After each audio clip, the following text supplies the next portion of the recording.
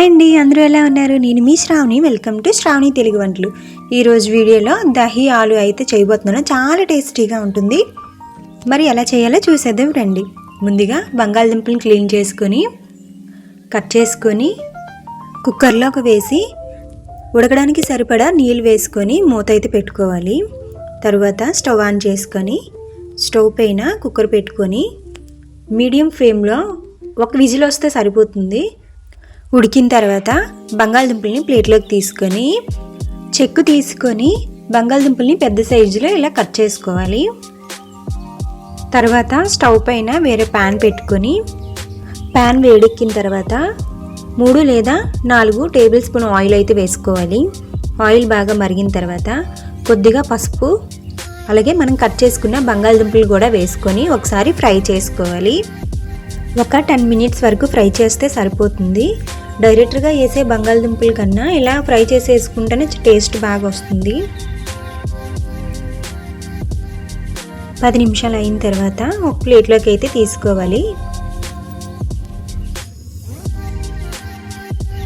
తర్వాత అదే ప్యాన్లో 1 టేబుల్ స్పూన్ ఆయిల్ వరకు యాడ్ చేసుకొని సన్నగా చాప్ చేసుకున్న ఆనియన్స్ అలాగే పచ్చిమిర్చి తరుగు కూడా వేసుకొని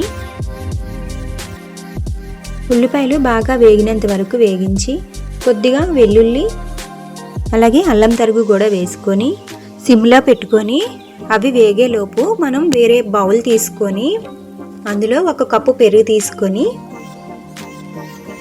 విస్కర్తో బాగా బీట్ చేసుకోవాలి. స్మూత్ స్ట్రక్చర్ వచ్చినంత వరకు ఇలా బీట్ చేసుకొని పక్కన పెట్టుకోవాలి. తర్వాత ఆనియన్స్లోకి కొద్దిగా పసుపు, 1 spoon garam masala, 3 table spoon కారం వేసుకోవాలి.